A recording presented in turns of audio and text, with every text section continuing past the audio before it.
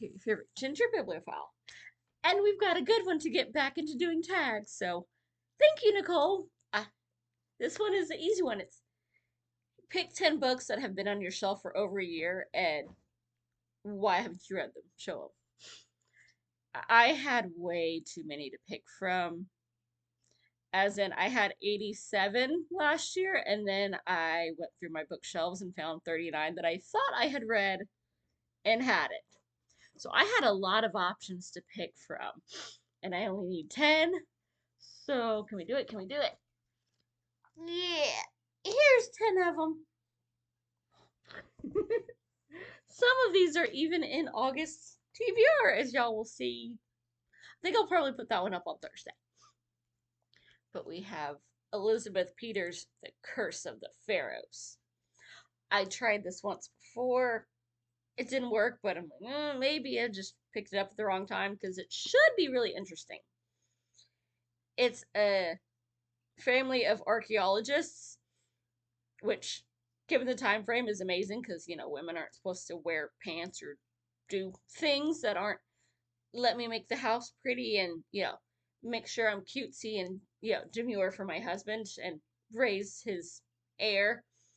And they do have a kid, but they really don't like the kid. It gets in the way of them, like, exploring. Like, she's like, I have no maternal instincts. Good thing for the nanny.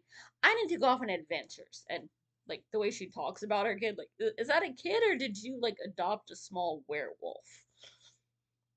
So, like, I should love him. She wants to go on adventures. Screw what society tells her to do. Really does not want to be a mom. But it was not hitting for me. But we're going to try it again. We'll see. I've heard good things about this author. And I only paid a couple bucks for it when I got it. I don't even know how long ago. Cause, yeah. Dang, this book is older than I am. And has been reissued twice. So initially came out in 81. Finally went to mass market in 88. And then reissued in 92 and 2002. And there's like a whole series. It's the Amelia Peabody mystery series. So maybe. This one is only a year-ish old, but Peter Straub's Mystery. This was a last year library sale find that I've been hearing a lot about this author. So I was curious. And it's pretty. It's all dark and colorful and got a pretty blue rose on it. I know what you are. So, if we're going to kick off Summerween, it's a good one to try to get off the shelf, even though, oh my gosh, 545 pages. It's a big boy. And that it looks like typewriter print, so it ain't big. We'll see. This is one that came off of the reorganizing the bookshelf. This was part of the 39. I've only got 13 of them left, so, doing pretty good, but this one is just shy of 800 pages. 774. And again, fairly standard size print. So this is either going to be really good, like a James Rollins novel, and I'm going to finish it in 4 or 5 days, and then go, why did I wait forever? I need to find more of him. And it's bugging me who put a freaking sticker on there. And somebody tabbed one of these with a sticky tab. They're lucky this was a used book and cheap to begin with. I picked up my Amazon box off the porch this morning because I had all my resin stuff to make more dragons and whatnot, and it sliced me. That's rude. Cardboard cuts are worse than the paper cuts. The only good thing is they're so big you don't feel like such a wuss for it because you can actually see the damage. And this is one that I don't remember if I brought it with me or if it's something that I found, shortly after moving here. And honestly, I think I might have read this one, but it's the first one in a series that I've got like 4 of and never finished. But Book Murderer! of that is from sitting on the shelf forever and ever. Part of it's because it was used, which is why there's a string. Some weirdo taped a string in here, and I did not notice that at the beginning. But it's The Sword of the Templars by Paul Christopher. So, yay! Another one of, I'm curious. Knights Templar are fascinating, so when I find series about them, I'm like, I gotta try that. Sometimes they're good, sometimes they are dull as all get out.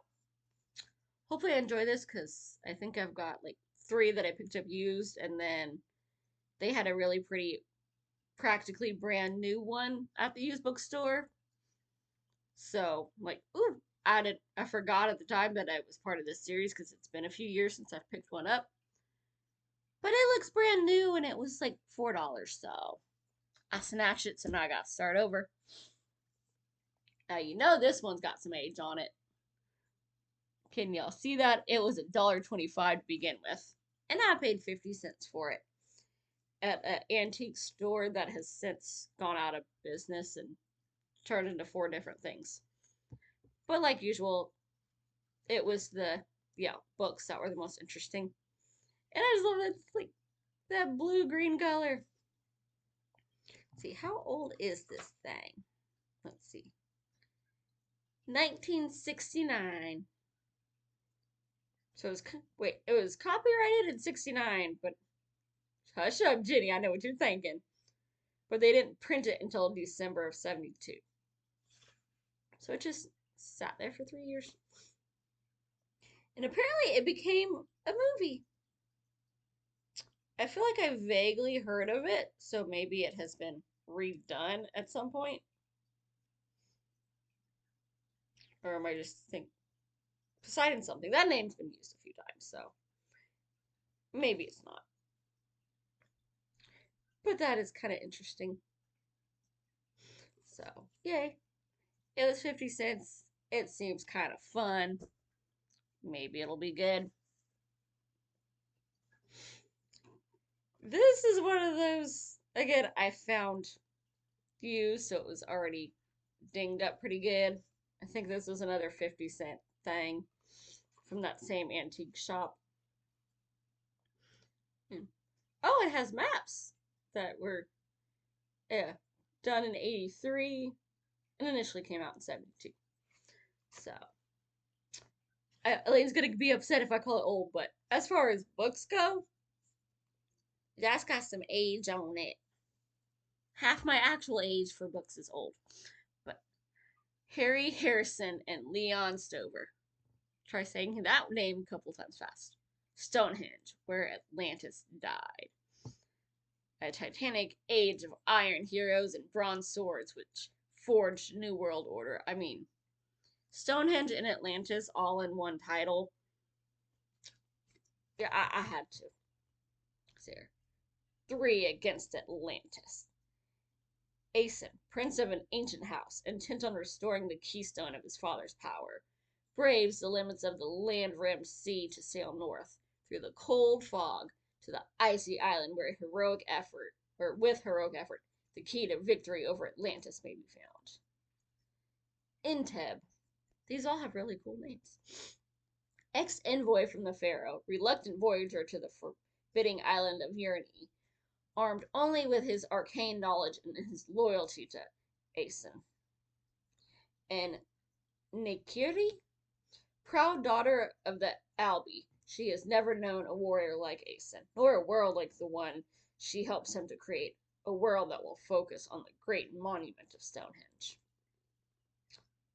So, this has a lot of potential to be either amazing or absolute trash. It's time to find out. Lee Child's Jack Reacher series. One shot. And I guess this is one of the ones that got turned into a movie. I like these. I know the bad guys are going to bite it in the end. But also, they're really bad. It's one guy fighting all these just absolute pieces of trash. And they get a lot of victories before the end, and it just puts me in a bad mood. Like, hey, this is like the real world. The trash doesn't have to follow the rules and they keep getting rewarded for it. That's not why I read. I read to pretend that the bad guys are gonna get it and justice will actually be served instead of bought. So, it's usually like 400 pages of I'm angry and then, the good stuff happens and you start feeling a little bit better. So I have to be ready to be pissed off for a while. So let's see, where's the actual end of this? Because now there's like, we're going. Here's an excerpt from the next book. So it's 466 pages. And I know it's going to be action-packed and good, but I also know I'm going to be mad. So I have not been in the headspace for this for a long time, which is a shame because I know I like them. So I have like 6 of them. But my blood pressure's already up. It don't need help right now. So that might still sit there for a while.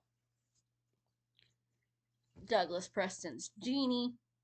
I love the Pendergast series that he writes with Lincoln Child. Well, I did, and then they got like, they used to be really fun of like you have this supernatural kind of element that turns out to be really niche science and trickery. So I was like, okay, hey, I like this author. Let me try his solo stuff. It doesn't usually do it for me. Lincoln Childs I like a lot better, but I mean, it started off as a Dollar General book, and I got it at a used bookstore, so it was even less than you'd pay at Dollar General for it.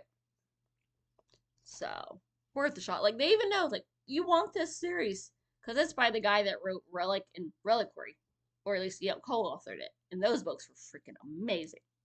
So, maybe one of these days I will get to it. Can you tell I find Atlantis fascinating? Tomas Greanias, The Atlantis Revelation. So we've got a couple Templars, a couple Atlantises. Are y'all catching the theme of, I always want more. I don't care that, I have, well, she has 20, I've got way more than 20. So, beneath the city of God, an ancient legacy lies undetected until a mysterious discovery unleashes a global battle for ultimate power. I don't know why I've waited so long to read this, because it sounds like I'm going to freaking love it. And yet I keep looking at myself and going, I'll read that next time. I really want to try that one. So, we gonna see, because I think this is one that I found at the used bookstore my old coworker put me on to. Back when I, had the job I moved here for. So, it's been at least 5 years. So, I paid a whopping $4 and I've never picked it up yet.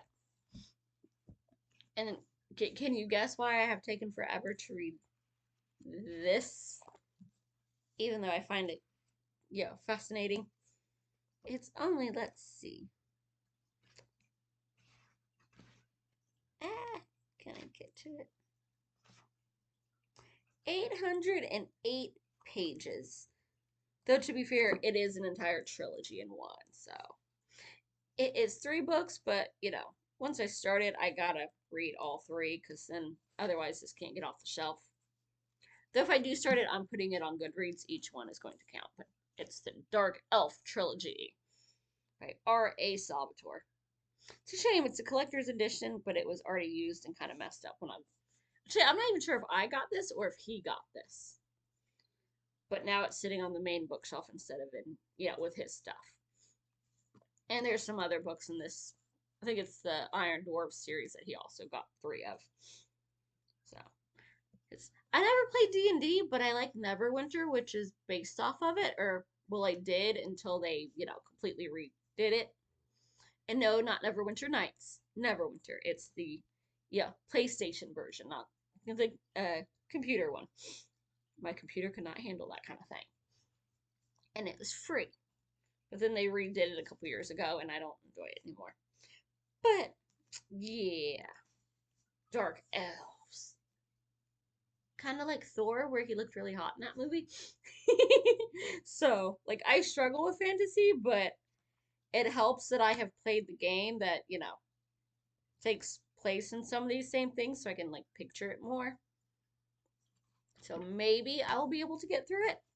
But that is my 10 that I'm going to go in more detail for. This has already been a long video, so hopefully y'all enjoyed that. Have y'all read any of these? Have you even heard of any of these? Where, like, which ones should be getting mixed into the TBRs for the rest of the year? Drop a line, let me know, and I will see you soon. Bye. Happy reading.